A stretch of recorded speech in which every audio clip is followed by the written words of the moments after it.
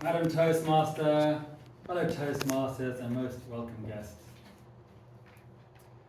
So 30 years ago, I was sitting at my desk at the computer at work, tapping away doing my work.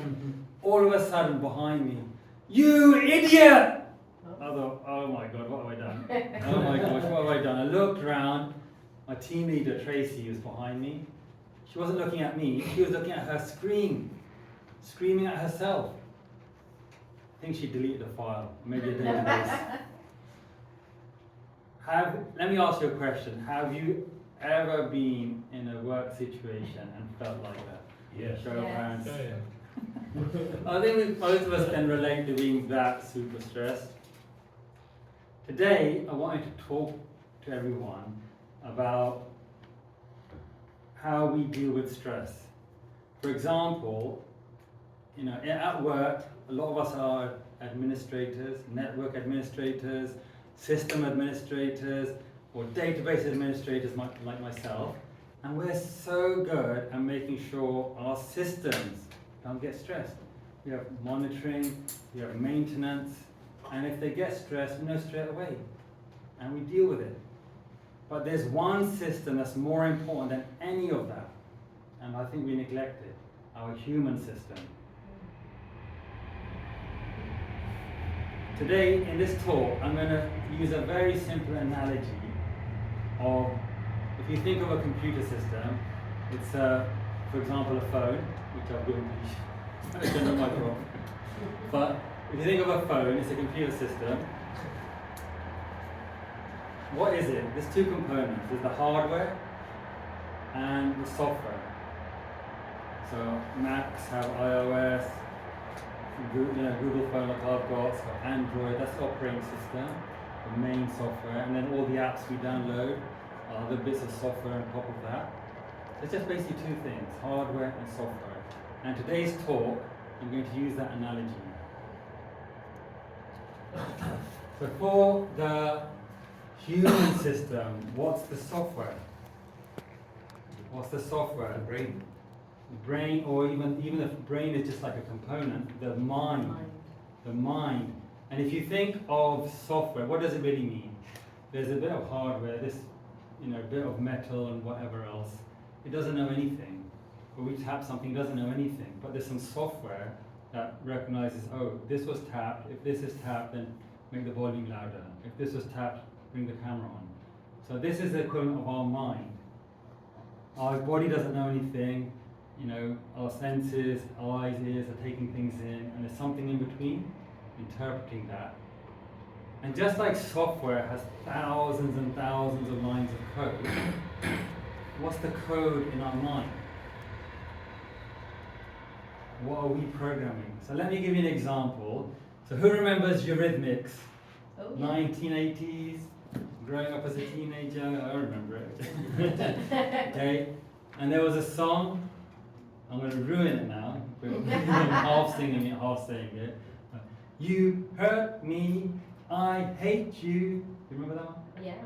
Very good. I'm just not going to sing it. You hurt me, I hate you. And again, a song. You hurt me, I hate you. It's like programming yourself. You hurt me, I hate you. You hurt me, I hate you. And if you did that at computer code, it'd be if hurt equals true, then call function hate. Effectively, that's what we're doing, programming our mind. And all day long, we're doing it. We're programming ourselves with our thoughts. She said that, he did that. We're making little codes, lines of code. And over our lifetime, our mind is just full of all of these little steps. So our mind is our software. And depending on how we have thought about things and our situation, it can react that, a saber-toothed tiger is about to attack me, I need to run because last time Fred got eaten alive and I'm still traumatized. Let me give you an example of being super stressed at work. So this is, again, before the time of the internet, or just the beginning of the internet, and I was sitting as a database administrator. We want to make changes to systems, has to be done out of hours. So it's like 1 or 2 o'clock in the morning, a couple of hours. And our systems, it was VHS, 150 stores, run all day long, all those tills, computerize all those transactions, get sent to the head systems, head of our data centers, and overnight processing, 9 o'clock, lots of nice reports for the financial people. They need those reports for those sales. And I want a 2-hour window at night to do a database upgrade. I get it, but everything's really tight. So I have to finish. Jezza, the operational manager, he's phoning me every 10 minutes like the kid in the back of the car. Is it done yet? Is it done yet? Are we there yet? Is it done yet? I think, let me finish. All going smoothly, and then the software glitches. And I've got a choice. Do I roll back, which might take an hour, or do I just another 10 minutes to fix it? I said, Jezza, I'll phone Oracle. I'll phone Oracle support. They were in Florida. And normally you get through straight away. We spent hundreds of thousands of pounds in support in those days. They didn't answer. 2 o'clock in the morning, I'm stressed, they're not answering. Jezza's on the phone. Oh my gosh. Finally I got through, and the American voice on the other side. Excuse me, sir, just before I carry on, just to inform you, we may get disconnected because right now we're in the middle of a hurricane. I thought I was stressed trying to finish this code. Jezza's stressed trying to get the batch jobs finished by 9 o'clock. And this poor woman is worrying about the windows blowing in and the roof flying off. Different levels of stress. But each of us, with our software, our mind, is interpreting our own situation and then how we're reacting to it. Let me ask you a question. So in your life, so some of you put your hands up and you've been stressed. So what do you do? What's your solution if you're in a stressful situation? Show of hands. Anyone wants to volunteer? Cup of tea. Gordon's cup of tea. Toastmasters, come to Toastmasters. How does it help you by coming here? I'm avoiding the problem. Yeah, I think. It's the laughter, Dartis. It's the laughter. So avoid the problem. Cup of tea. Rona, were you going to say something? Yoga. Yoga. I'm going to come to that later on. Deep breathing. I'm going to come to that later on. Three my thunder. Sit and So- drink wine. Drink. I was going to say a guy at work. So he said as well, drinking, Eating. Chocolate. drinking, eating. So we all have our ways of dealing with. Our mind is stressing. Our interpretation of our situation, our code has decided this is a dangerous situation. How to calm down. We have our ways. A little exercise. What I do is my first call is breathing. I think if you're doing yoga, and you mentioned it as well, it's a very easy thing. No calories, no hangovers. Okay, so I thought we could try that just for a couple of minutes. So, for example, Tracy at her desk getting stressed. As soon as she realised my code is, if once she has realised, oh my gosh, what have I just said? I'm in the middle of an office. What could you do? Get up, go for a 10-minute walk. And in your walk, just calm yourself down. An easy way to do that. We'll do it now. You can copy me if you like. We'll do some very simple breathing. Okay, so sit comfortably. Okay. Maybe you want to keep your hands on your knees or however you're comfortable. And you don't have to do anything really, but just notice your breath. You don't have to change it. Just notice it. Take your attention to your breath. If you want to close your eyes, you may. And do you notice, are you breathing through your mouth? Or are you breathing through your nose? You breathe out. Does your tummy go out? Does your chest rise? Okay, so noticing is the first step. Very simple. The next step is maybe make your breath a bit longer, a bit slower, longer and deeper.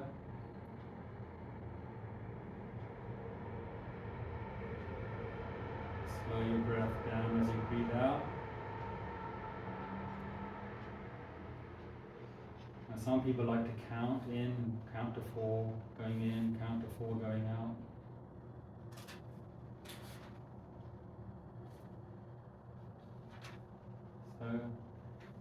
just with that little breathing technique, I used to do before exams, run to the toilet. Maybe not the best place, but little breathing technique, you can calm yourself down. Because if you notice when you're anxious, when you're running around, when things are overwhelming, if you pay attention, your breath is probably like, I need to do this. It's short and shallow. So it's a very quick way to, the mind influences our body, but the breath is in between. So if you change your breathing, you can change your mind calm. So this was the first part of our human system. Our mind is our software, and doing the breathing is like doing a software reset. The second part is the hardware. And so for example, that phone, if you opened it up, or if you dropped it, and I've got some old phones, you can see what's inside. There's a lot of components in there. There's quite a little camera, probably a speaker, CPU, lots of things we don't even know unless you're an engineer. I don't know what they are. But definitely one component is the glass, because that always breaks, and we have to go to get it replaced. There's lots of components. And in a similar way, our human body, and eyes, ears, internal organs, heart, our limbs, and they're all important parts. They make the whole, just like the phone. So that's the analogy. Let me give you an example from another time at work. So this is, again, about 15 years ago. I was working at Tiscali. That's actually Milton Keynes, it was. They'll took us over. And again, production systems, everyone using the internet. They were going through, if Tiscali was their provider, like we go online. If the provider is down, you're not going to get the internet. And it's my job to make sure the databases are running, our system administrators to make sure the servers are running, because the database software is running on the servers, network teams. And if something goes wrong, we have other teams to tell us, and it's red comes up on the screens, they're phoning us, emails come. The server crashed. Red lights, everyone's phoning, emails, and we're on it. And we find out that the server crashed. Luckily we have failover, there's another backup server it goes to. But there's downtime, there's people who can't get on the internet now, and it goes all the way up to senior managers. We got over it, fine. Next month, same thing happens on another system. Month after that, same thing happens on another system. And now it's getting serious. Even the IT director from London came, sat us all around, all the technical people, and he said, what is going on? We explained everything, and it turned out that these servers that we were using, they were all bought in the same batch 10 years previously. So when their components started failing, they all started failing at the same time.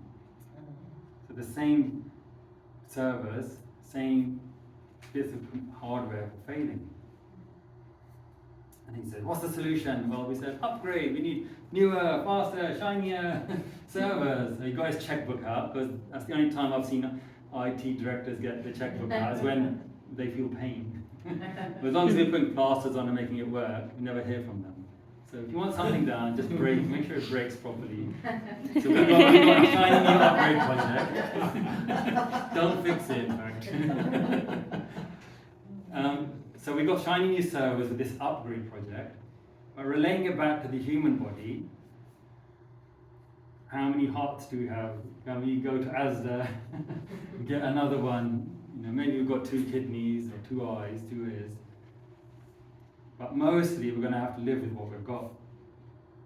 And really, once you know that, then it becomes a bit more serious. When we're younger, we can take it for granted, but getting older, as we all know. So another question, in your work life, have you had problems because of your work? Have you been sitting for long hours, or if you're doing some job with a repetitive motion, or very stressful? Anyone want to share? I'm smiling a lot. Every day there are problems. I mean, just before I left, we've got a policy of no cash after 7 p.m. Just before I left, the staff were saying they're getting problems. They can't take payments on the system. I assumed the internet was down, but then I went online on the computer upstairs and saw that the software provider, they had an outage, so their system had failed. So very relevant. I just left and came here. It's okay. You don't have a backup plan. Well, we used to, but other distractions come, the backup plans falls away, and then as Harjit's thinking, then I thought, well, why didn't I have this backup plan in place? This is how it works. You have a backup plan, and then it becomes redundant. So the kind of, what I was going to say about health-wise was, so talking about my human components, over the years, in my 20s I had a lot of neck ache, because you're sitting like this, you know, hunched at the computer. Even work with people, you know, after 10, 15 years, you can see a lot of them walk like this, on your belly, and this is, you know, IT person's physique or shape. Or back problems, definitely, and I worked. So after that, I went to yoga. I started learning yoga. I went for about 6 months. I learned a routine. I don't like spending lots of money. So I just memorized a simple routine, and it covers my whole body. It takes 15 minutes. Most days I do it. And when I've stopped doing it, that's when my problems start coming back. So yoga, stretching, look after this system that we've got. It's very, very simple beginning way. But this takes me, sorry, Okay. I think you're going to say something. Yeah, I've got something to contribute. Go on, go on. When you I was going to have a little discussion earlier. Go on. You can. I had something similar at work. There was one guy who was an expert in a particular area, telecoms, Yeah. and he kept getting given overtime. As a manager, you don't normally get that. And I said, the boss sort of said, what do you think of this? Because he knew my political leanings. I said, well, it's all very well giving him overtime, but are you working at another solution to what the problem is? You've got all your expertise in one person. That is quite dangerous. If something happens to him, you've lost your expert. You need to disseminate the information. It'll take the pressure off that person and share the workload a bit more. So I very much advocated the fact that you should share out the work. You Have it all focused on you have one to person. find the right people. And it's the to same with the systems. You can Yeah. duplicate the systems. It's hard to clone someone at the moment. So you've got to spread the Yeah. load. But delegating is a different thing because you have to trust the person you delegate Yeah. to. If the trust isn't there, then you waste your time. Yeah. Yeah, And you've got to so, manage it. You've got to manage it as a manager. You need to manage that as an issue. Recognise it is one thing, and then manage it. You've got this in the computer systems, and they usually have 3 computer systems. Most banks have 3 computer systems. One is live, the other one is hot update, standby. and it used to be overnight it got updated, but they I'm going to have to improved the stop you comms there between because I'm the two running out of systems. time. Sorry. Okay. We'll carry And this then in you the have network got the break. huge 10 gigabit link between the computer systems. So I'm going to stop. that Stop. crashes. Stop. You're We'll talk in the against network break because I'm on a 5 time. minutes I'm on time of speech. data. But I definitely understand what you're saying because I'm in IT. Okay, so so with the human system, we've got to look after it. And I was going to do a little exercise now. So we did breathing when you're mentally stressed, but the yoga you can do sitting down, which is like what I tend to do. But you can also do in the chair. And look, we're sitting in chairs. Look at that. Stroke of luck. So I'm going to use this chair. Just a couple of minutes, very simple stretching. They're using sticks. That's what I was going to say, we're going to use that. So can you see me? You don't, it's only a few minutes. So just sit up straight, maybe sit at the front of your chair. And hands on your knees, shoulders relaxed. So say you've done the breathing already, you're nice and relaxed. You don't do this when you're tense. Okay, so you can just do some hip rotations. Let's go around and around. So if you haven't got much time, I do everything 3 times. So 3 times this way and then 3 times the other way. And bigger circles, you feel more of a stretch. Okay, very nice. And then we're just working our way up and just some flex your spine. You can hold it.